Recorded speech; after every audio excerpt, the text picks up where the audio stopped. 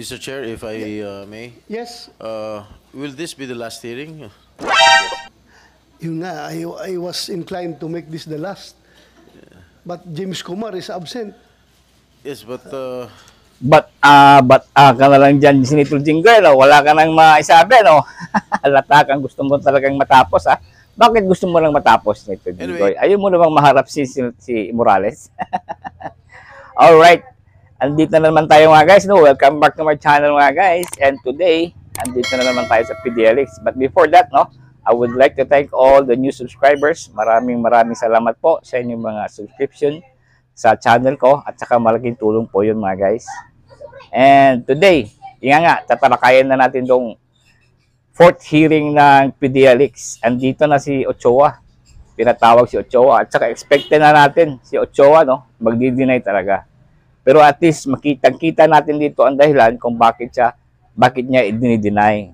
Dahil magkasama pala dati sila ni Marcos sa isang law firm. Sila ang may-ari ni Marcos sa isang law firm. Yan. No, kahit i-deny mo pa yan, at least halatang-halata yung motive mo na i-deny mo dahil magkasama kayo dati ni Marcos, no? Alright. Andito na naman tayo. Let's go. Mr. Chair, if I may, Yes, will this be the last hearing? yun nga, I was inclined to make this the last. But James Kumar is absent. Yes, but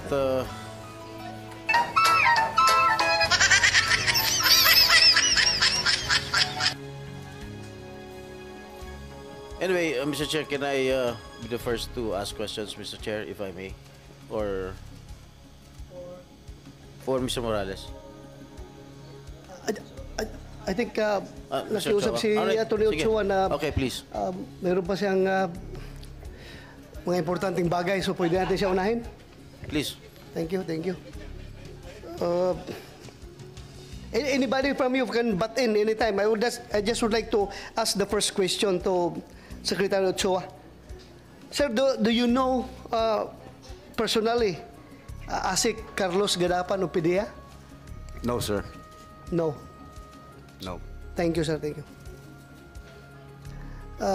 During your time as the Executive Secretary, did the information regarding the alleged involvement of Ms. Maricel Soriano and Bongbong Marcos and other high-profile cohorts reach your office? No, sir. Thank you. May we know if you have seen the alleged pre-operation authority document signed by Mr. Morales, which is one of the subject matter of this inquiry? Not at all, sir. Thank you.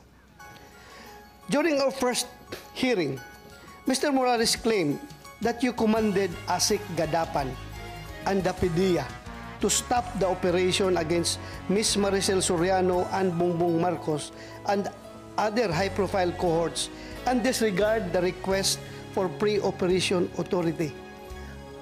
Anong masasabi mo dito, sir? As I earlier mentioned, I don't even know him, and I don't recall of any occasion that we have met or even talked. So I completely deny that I have made those instructions as alleged. Thank you, sir. Were you aware that sometime in 2013, the Liceo of Malacanang invited Mr. Morales for a briefing regarding PDEA operations, including those that were halted? I cannot recall exactly if that indeed took place, but I only learned now when this hearing was conducted.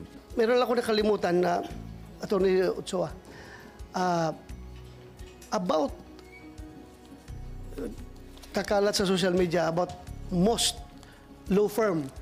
Meron siya sabi na yung most law firm daw is, ang M stands for Marcos, O is for Ochoa, and S anti, I don't know. Serapio and Tan. Serapio and Tan.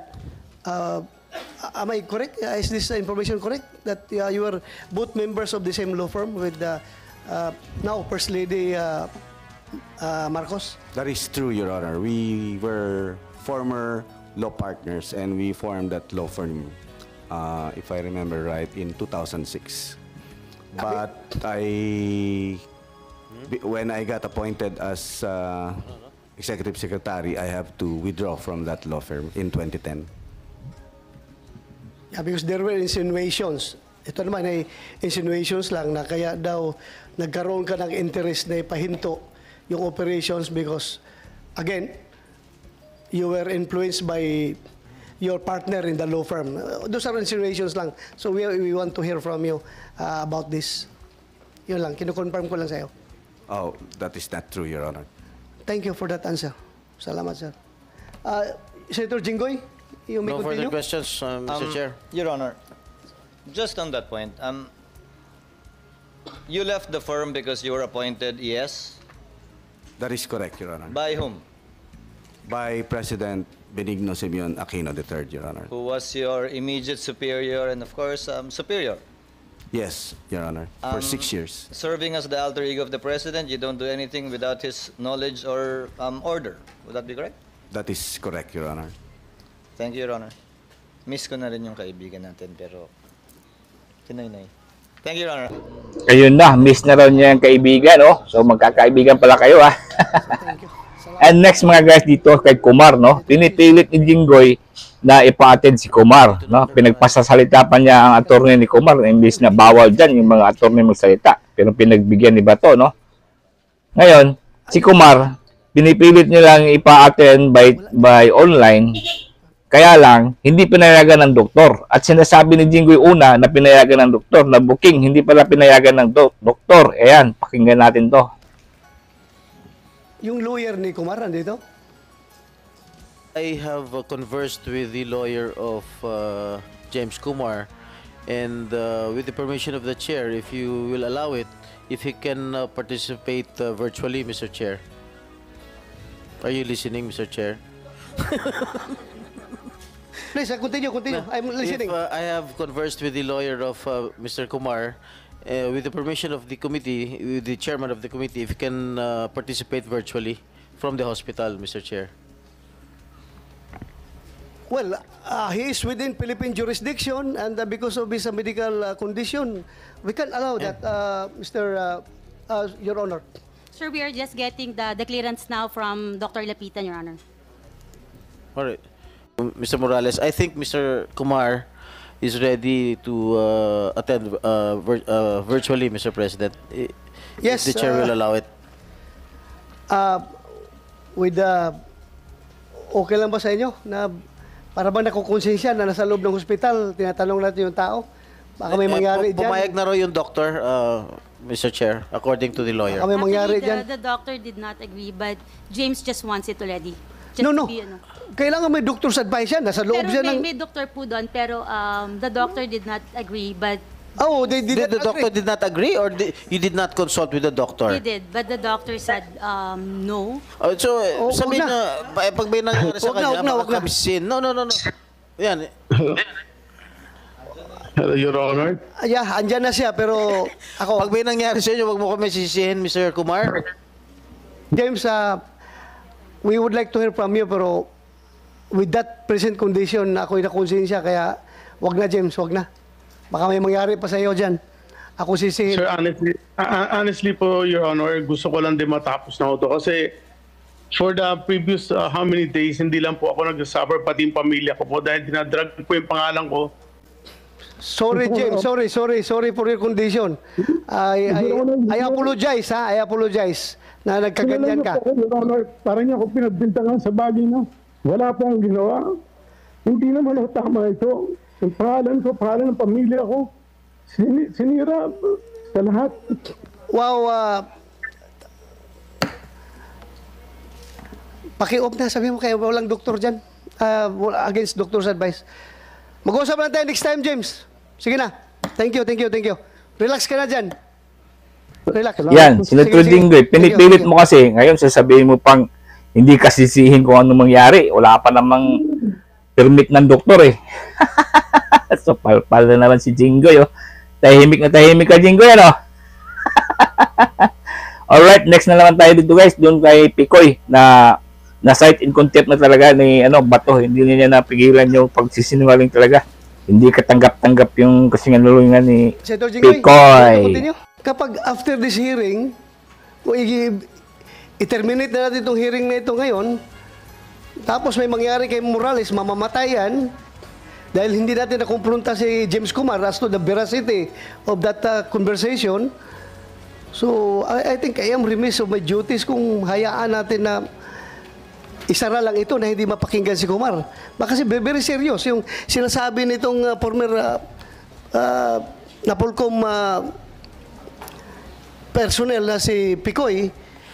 Kahit na sinasabi niya na katang-isip lang yung sinasabi na, well, I don't believe you, Mr. Picoy. I don't believe you. In the first place, sinasabi mo na katang-isip mo yun. Pero, paano ka, alam ko yung ginawa mo ngayong Descartes, afterthought na lang. Gusto mo lang magpapalusot.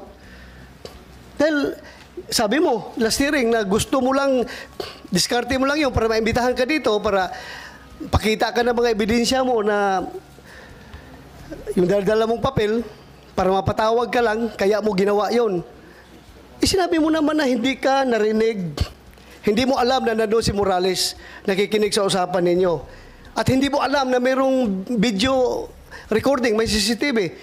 How come na magdrama-drama ka doon kung ganon? So I don't really believe you, Mr. Santiago. Yeah, you answer. Sir, para sa akin po, sir, opinion niyo po yun eh. Pero ang katotohanan po, nasabi ko na po. Katotohanan mo? Yes, sir. Is that your truth? Yes, sir. Nalukuhin kami dito? Hindi po kayo, sir, ang niloloko ko, sir. Sir, hindi ko po kayo niloloko, sir. Meron ka pang daladalang... we are inviting you here to shed light on the... Yun yung papel mo doon sa CCTV recording. Yes, sir. Kaya kita inibitahan. Yes, sir. At hindi kita inibitahan dito para kunin yung expert opinion mo. May dadala ka pang papel nga tuturuan mo kami kung paano gumawa ng operation to conduct report, yung pre-operational report. Sino ka para magturo sa amin dito? Hindi ka nga naging police, hindi ka nga naging PDEA. Na Polcom employee ka lang, na-dismiss ka pa. So paano ka bigay ng expert opinion sa amin? This committee doesn't need your expert opinion here. This committee wants your answer as far as your participation in that very telling video recording sa CCTV. It's unfair for me kung hindi ko pakinggan si Kumar dito sa open hearing, tapos kayo napakinggan ko dito. As your allegation na pwedeng patayin si Morales anytime, in any kind of method, in any manner, kung mangyari yan after the hearing, kasi you are claiming na talagang magaling ka, marami kang kaso. May binanggit ako 2 kaso mo. Ngayon, nagsabi ka pa, hindi lang yan, sir. Mukhang talagang parang nakasandal ka sa pader kung magsalita ka. Sir, kagaya po ng sinabi ko, sir, opinion niyo po yun, pero yung katotohanan po, sa akin po yun. Sinabi ko na po. So, ibig mo sabihin, totoo talaga yun? Na nanluloko ka lang? Kagaya po ng sinabi ko noong unang hearing, sir, niloloko ko po si Romy, hindi po kayo. Pero sila ang nagpasakay sa inyo, hindi po ako. Anong reason mo? Bakit mo siya niloko? Kagaya po nung sinabi ko noong unang hearing, sir, meron po sana akong gustong patunayan na 2 bagay. Yan ang unang bagay na nakarating ako dito dahil sa kwento ko sa 2. Hindi po kasama kayo. Siya ang nagpasakay sa inyo, sir, hindi ako. Ano nga rason? Bakit mo lukuhin itong kausap mo? Para mapatawag ka dito sa hearing? Kagaya ng sinabi ko pa rin po noong unang hearing, sir, yun pa rin po. Doon ako nakatindig dahil yun po ang katotohanan. Do you think mapapatawag ka dito kung wala yung hindi pinakita ni Morales yung CCTV? At hindi mo alam na may CCTV recording yon. At hindi mo alam na nandun si Morales nung nag-uusap kayo. Kagaya po, sir, ng sinabi ko, sir, iyan po ay lahat ay isang katang-isip na para sa kanila lang. Pero ang nangyari, sila ang nagpasakay po sa inyo, hindi po ako. Sila lang po ang pinapasakay ko, sir. Kaya nga, pinasakay mo siya kasi gusto mo ma-influence ako para maimbitahan ka. Kay gusto mo kunyari mag-present ng legal expertise mo sa paggawa ng pre-operation report kasi yun ang gusto mong ipakita. Hindi ko po akalain, sir, sir, sa totoo lang, sir, forgive me for saying this, hindi ko po akalain na papatulan niyo po yung ko sa kanila, sir, eh. Sa akin lang po, para lang po talaga. Sinabi mo na nga na iyon ang objective mo. Yes, sir, pero hindi ko po alam, hindi ko po in-expect na papatulan yun para makarating ako rito. Do you believe Naniwala ka ba? Maniniwala yung tao sa'yo? Yung sa video na yon? Na mangloko ka lang? Depende po, sir, yan sa taong nakikinig, sir. Ang akin po... You are lying! Come again, sir? You are lying! Opinion niyan, sir. Sa akin po naman, yung totoo lang. From sa unang hearing hanggang dito. As chairman of this committee, I am going to cite you in contempt for lying. Any objection? Hearing none. I'm ready for You that, are sir. cited in contempt. Thank you, sir. Thank you, sir. Salamat po, sir. At yun na nga, nakontempt na itong sinungaling na Picoy, no? Ang kapal ng mukha nitong tao na to. At next naman, ito si Jinggoy, hindi rin, gumaganti rin, no? Dito na naman na part na pinakontempt na naman niya si Morales. At yung pinagbasihan niya yung papel na hindi authentic, hindi tinanggap ni Morales, nagalit. Ayan, pinakontempt niya dito, mga guys. Were you not aware of question number 25 ito? Ano ba? Labo eh. Again, inuulit ko. Na-drop ka na from the role sa PNP and still you answered no. In the negative. Why was that? Your Honor, Please. hindi yan yung official na isinabmit ko doon sa PIDEA, Your Honor. Kaya nga hinahanap ko yung original. Kung sinasabi Your Honor. Alam mo, huwag mo nang subukan na i-cite kita yung contempt, ha? Pinaiikot-ikot mo kami, pinaiikot-ikot mo itong committing to. Huwag mo subukan. Talagang isa-cite kita ng contempt. PIDEA. Yes, Your Honor. Photocopy to. That is a certified true copy of photocopy the files in PIDEA, Your Honor. Oh. Why did you misrepresent yourself at sinagot mo no? Your Honor, walang misrepresentation. Dahil ang pinag-aano ko rito is yung official document na mismong tinanggap ng PIDEA. Marami po akong dokumento, personal na dokumento na naiwan sa opisina noong ako'y maalis doon sa IIS, Your Honor. Yun po stop. When you answered this, when you filled up your PDS, you knew that you were already dropped or dismissed from the service. Am I correct? Your Honor. Yes or no? Yes. Yes. All right. Stop. Yeah. Yes. All right. You knew that you were already dismissed from the PNP, and why did you not answer yes dito sa sagot nito? Instead, you answered in the negative. No. Your Honor, iyan po yung mga dokumento na naiwan ko doon sa PIDEA at meron po yan, Your Honor, iba po yung sinubmit. Nandyan po doon sa mga compilation ng file ko, Your Honor. Nandun sa compilation ng file.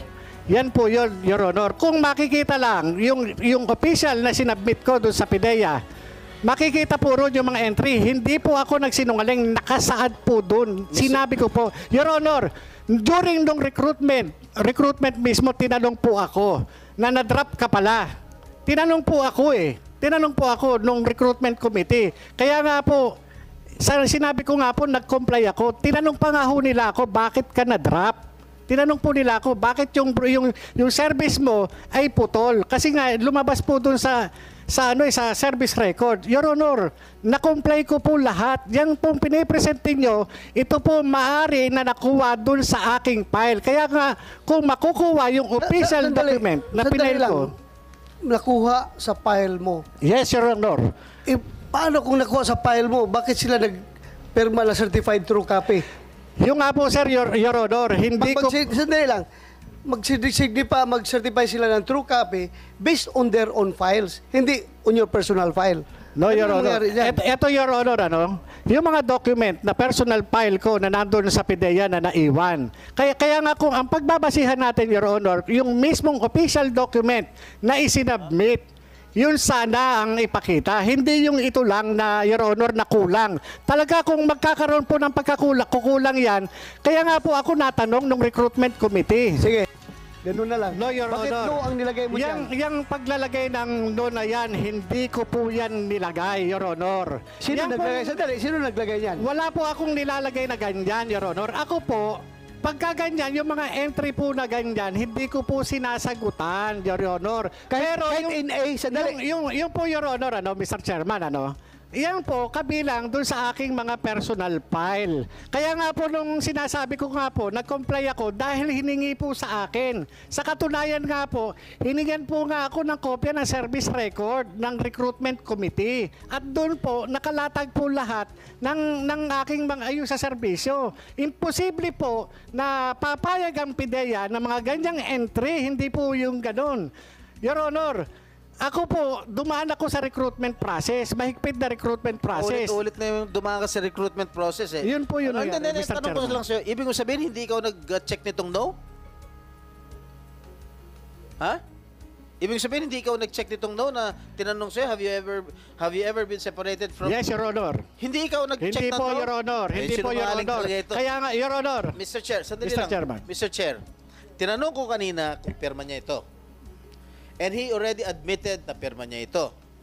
Tinanong ko rin kung handwriting na ito. First question, kanina tinanong, is this your handwriting? Sabi niya, hindi niya maalala.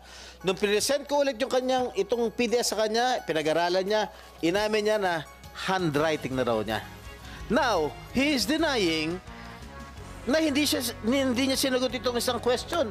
Eh, sino naglagay ng no? Multo? Your Honor, ito no, yan yung mga naiwan ko ron. Did you, PIDEA? PIDEA. Sila may galing, sa kanila galing yan, Your Honor. Sa inyo raw galing to, kayo raw nag-check nung fill in the blanks nito. Your Honor, I am not Jonathan Morales. PIDEA is not Jonathan Morales. Mr.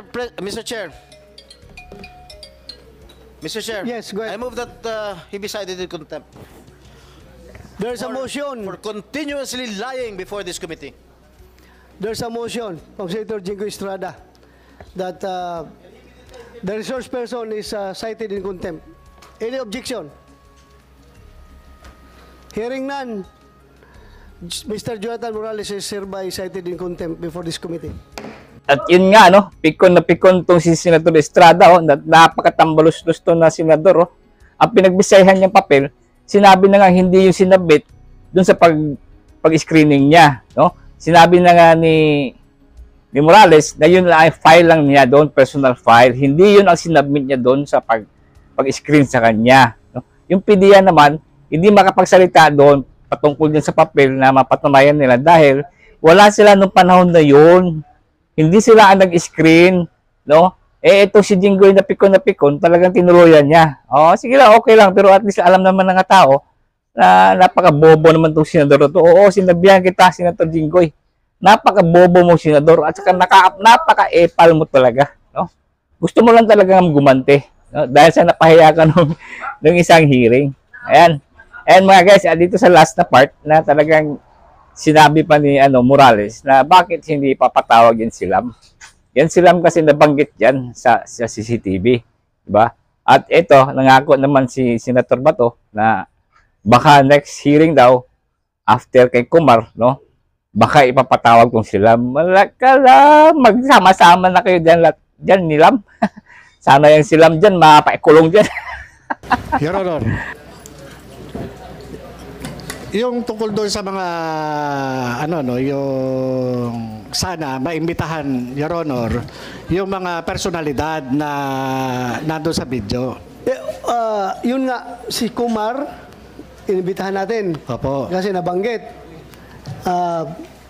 Nandito mo yung dalawa. Nandyan si Kwan at saka si Picoy. At yung LAM, Your Honor. Sino? Yung LAM. Kasi, Your Honor, kitang-kita naman na merong conspiracy. Ginamit nilang action agent, Your Honor. We will hear from Kumar first before we jump to LAM. Kung kinakailangan nating imbitahan si LAM. Dahil hersey, double hersey na yan eh. According to, sabi niya, according to Kumar. Then Kumar, according to LAM.